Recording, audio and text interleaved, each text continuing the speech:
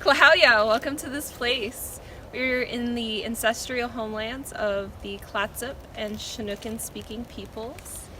Currently, the National Park Service manages this place as Lewis and Clark National Historical Park.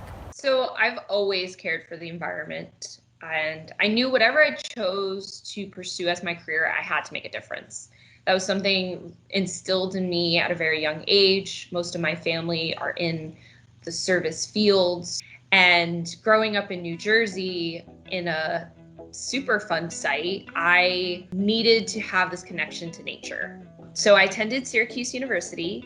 I was studying biology, and then sophomore year, I was up at 4 a.m. as college students do. I was painting, and I realized I was not going to be happy unless I was also being creative. I eventually took a geography class, and I fell in love with cartography.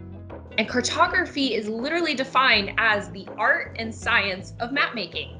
It's the perfect combination of the things that I love. Maps are authoritative. People look at maps as visualizations of real data, and they take them as truth. There is a lot of power in one who can analyze data and visualize it for the wider public. And with that, there's the social responsibility to make a difference. And so maps can really save the world. I began my work at the park as a mosaics and science diversity intern. And my job was to analyze 10 years of vegetation data from the park's tidal wetland restoration projects. The final product was a very lengthy report and poster. I found that there's a major divide between those who have knowledge and then those who are seeking knowledge, but that knowledge isn't presented in a manner that's digestible. My family wasn't going to read my lengthy report. So to bridge that gap in science communication, I created an interactive story map about the wetland restoration projects and the monitoring that we conduct in the park, so that even fourth graders could understand the importance of the work that we're doing.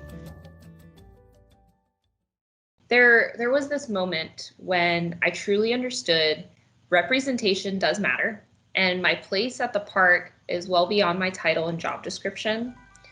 So at the time, I was working at the visitor center as an interpretive park ranger, and a young girl walked in with her mother, and she had the biggest brown eyes that were instantly glued to me. I was like, oh, let me guide her through her junior ranger book. Her mother, she noticed that day when they entered the visitor center, she saw how her daughter looked at me and instantly gravitated toward me, probably feeling comforted by seeing someone that looked just like her.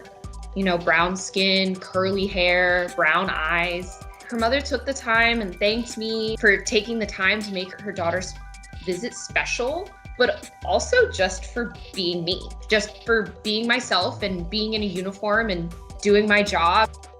And that was definitely one of the first moments that I felt and lived and experienced diversity matters.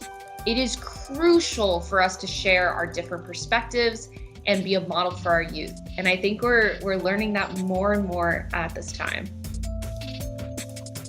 There's a side of this that's exhausting. It's exhausting having to be the one to stand up and speak up for others.